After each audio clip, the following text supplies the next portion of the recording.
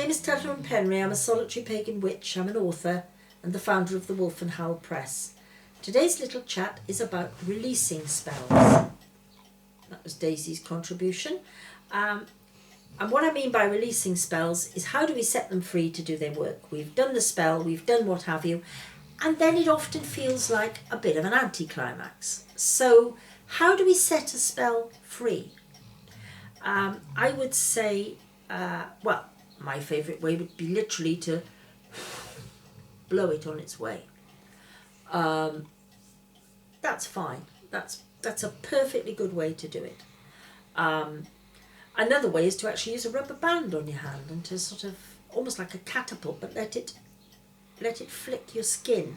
So you pull it back, you put it on your hand, you pull it back, and it goes twang, and it's like, oh, like that. And that is actually a good way of making your mind stop concentrating on the spell and send it off so that it goes out into the cosmos to do its way, to do its job rather. What am I talking about today? There are other ways. Some people like to do it verbally. I mean, if you know, the very sort of popular "so mote it be," that's one. As I will, so mote it be. It sounds very grand and important, which is a good one to do. I like fiat, which is the Latin, let it be done, which again I feel is quite commanding, and I like the change of language. There's no reason why you couldn't just say, let it be done, and finish with it. I think the most important thing is that when you release a spell, you really should let it go. This is good advice in life as well.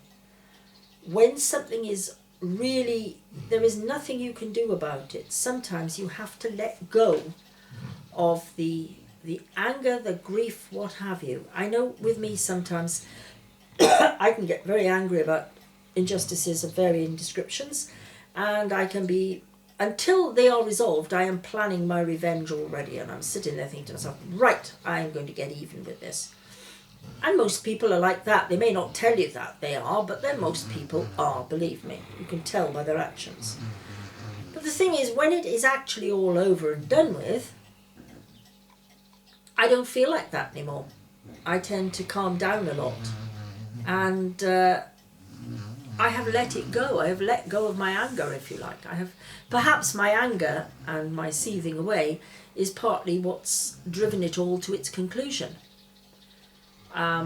But there does come a point where you simply have to pick your battles and let things go. And it's very good practice in life as well as in magic. So the only thing I would say about releasing a spell is to make it firm, to make it decisive, and to know what you are doing. One of the problems many witches have, and it can apply no matter what your level of experience, is that they have a habit of not being quite sure what they're going to do. They will wing it. Now, it's all right when you've got real experience under your belt. When you really have done these things a lot of times, the chances are you're ready for most things. But when you haven't, it is not a bad idea to get things organised and to know how you're going to do it. Do not dither about how you're going to release your spell. Don't be sitting there thinking, do I blow it away? Do I use a rubber band? Where's the rubber band? Where's this? Where's that? Don't. Have everything ready. Be absolutely prepared for what you're going to do and do it. And if all else fails, just tell it to go on its way.